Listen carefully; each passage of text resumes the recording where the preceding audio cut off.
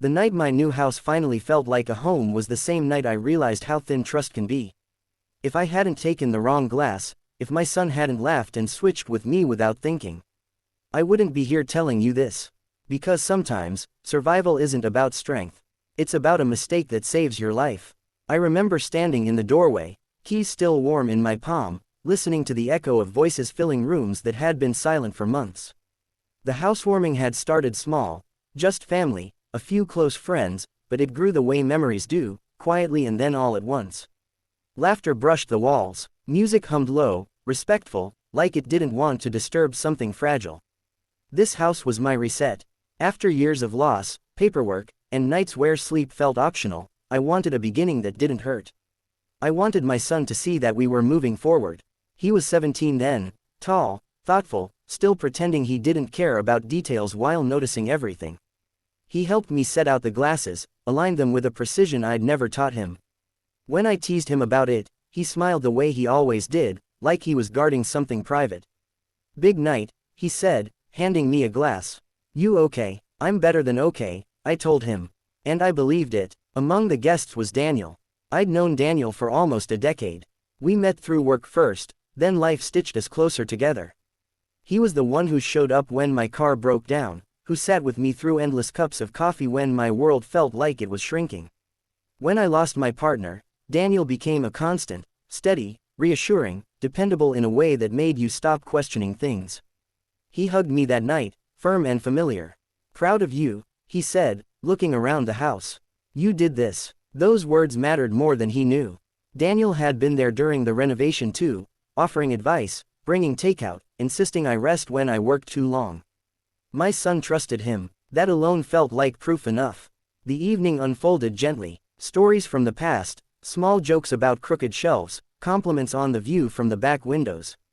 I noticed things, of course. I always do. Daniel kept refilling drinks, offering to help, insisting it was nothing. He asked questions about the house I'd already answered. He watched my son more than the others did, his smile lingering just a second too long after each comment. I told myself I was tired. That new beginnings make you sensitive. That gratitude sometimes feels like unease when you're not used to it. At one point, my son leaned against the counter beside me. "You're not drinking much," he said. "I will," I replied, lifting my glass slightly. "Just pacing myself." He laughed and, without thinking, reached over.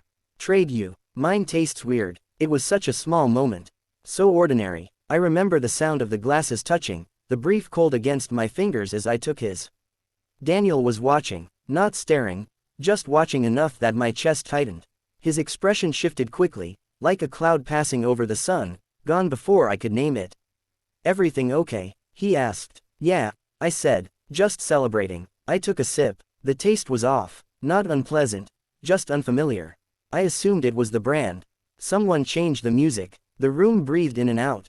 Minutes passed. I felt strange, not sick, not dizzy, just aware of my heartbeat in a way I hadn't been before. My son frowned at me. "You good?" "I think so," I said, though the words felt rehearsed. I set the glass down. Daniel moved closer. "Maybe you should sit," he suggested. His hand hovered near my elbow but didn't touch. That's when something clicked. Not fear, recognition. I remembered, earlier, Daniel insisting on pouring the drinks himself. The way he'd laughed it off when I offered to help. The way he'd glanced at the glasses before handing one to me. The way my son's glass had been closer to Daniel than mine was. My mind raced through memories I'd filed away as harmless. The quiet resentment when I bought the house instead of investing with him. The questions about insurance. The casual comments about how fragile happiness can be. I stood up straighter. "I'm fine," I said. "Just need some air." Daniel's smile didn't reach his eyes. "Of course." As I walked toward the hallway, my son followed, whispering, "Do you want me to call?" "No," I said quickly. "Just stay. Enjoy the night." He hesitated, then nodded. Trusting me. Always trusting me. I reached the bathroom and locked the door. I stared at myself in the mirror, searching for signs I couldn't name. My reflection stared back, calm but alert, like someone waiting for a verdict. Outside, laughter swelled, glasses clinked, life continued, unaware of the line I'd just stepped over. I washed my hands and opened the door. Daniel was there. "Hey," he said softly, blocking the hallway just enough to feel intentional. You scared me for a second. I looked past him, toward the living room where my son stood, laughing at something someone said, completely unaware. I think we need to talk, Daniel continued. Somewhere quieter. In that moment, I understood two things with perfect clarity. The drink swap hadn't been meaningless. And whatever was about to happen had been planned long before the guests arrived. Daniel closed the door behind us with a soft, careful click, like he didn't want to disturb the house, or the lie he'd been living inside it. The kitchen felt smaller without the noise of the party. The lights were too bright. Every sound, my breath, the hum of the refrigerator, the distant music, felt sharpened. I leaned against the counter, grounding myself, pretending I wasn't replaying every second of the night in my head. You look pale, Daniel said. I told you to sit. I'm fine, I replied. The word felt fragile, just overwhelmed. He nodded, slow and understanding. The same nod he'd given me 100 times before. That familiarity hurt more than anything else. I worry about you, he continued. Ever since, everything you've been through. There it was, the gentle voice, the concern that had earned my trust piece by piece over years. I wondered how long it had been rehearsed. I'm okay, I repeated. Really? Daniel's eyes flicked toward the living room door. Toward my son. He's grown up fast, he said. You did a good job with him. Something in his tone made my skin prickle. Not admiration, ownership. Why are you saying this? I asked. He exhaled, like he'd been carrying a weight too heavy to hold alone. Because people like us don't always get second chances. My heart thudded. People like us. He stepped closer. Not threatening. Familiar. That was worse. I've been with you through everything, he said. I've seen how tired you are. How alone. I wasn't alone, I said quietly. I had you. A flicker of something crossed his face, resentment, maybe. Or disappointment. That's just it, he replied. You didn't need me anymore. The words settled between us. Heavy, ugly. I remembered the house papers. The way Daniel had asked, casually, whose name would be on everything. I remembered brushing it off, assuming he was just curious. I remembered trusting him enough not to question why he'd asked about my will last winter, under the excuse of planning ahead. You think this house changed things, I said. He smiled sadly. No, it just made them clear. I straightened. Daniel, if you're upset, we can talk about it. But this, whatever this is, you're scaring me. For the first time that night, his smile disappeared completely. You were never supposed to drink that glass, he said. The room seemed to tilt. What? I whispered. My glass, he clarified calmly. The one you picked up first. The truth landed slowly, like a bruise forming beneath the skin. You switched, I said.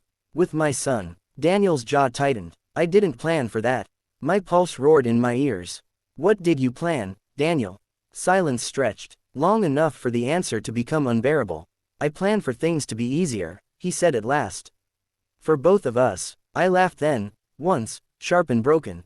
You think this would have made things easier? You've been sick before, he replied evenly. Stress does things to people. Sometimes, they don't wake up. The words were clean, careful. He'd thought this through. My knees felt weak, but my mind was suddenly clear. The strange feeling earlier, the off taste, the reason my body hadn't reacted the way it should have. You didn't expect me to notice, I said. I expected you to trust me. That hurt more than the confession itself. I took a step back, putting space between us. You need to leave. Daniel shook his head. Not yet. Fear finally surfaced. Not loud, not dramatic, but cold and precise. I thought of my son in the other room. His laughter, his trust. Let me be clear, I said, forcing my voice to steady. You will walk out of this house. And you will never come back.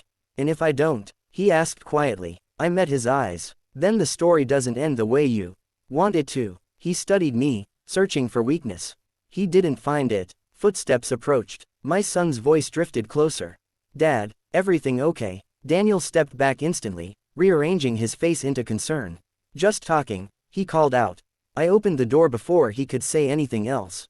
My son stood there, holding his glass. The one I'd never finished. He looked between us, confused. Did I do something? No, I said quickly. You did everything right. Daniel picked up his jacket. I should go, he said. You look tired. I watched him carefully as he moved toward the door. He paused, hand on the knob, and looked back at me. This didn't have to be messy, he said softly. No, I replied. It didn't. The door closed behind him. The silence afterward was deafening. My son stared at me. What was that about? I took the glass from his hand and set it in the sink, my fingers trembling now that the danger had passed.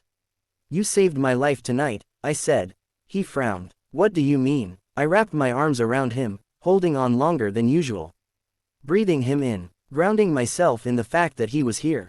That I was here. Sometimes, I said into his shoulder, mistakes are the only reason we survive. Later, after the guests left and the house returned to quiet, I sat alone in the living room, staring at the walls I'd worked so hard to build a future inside.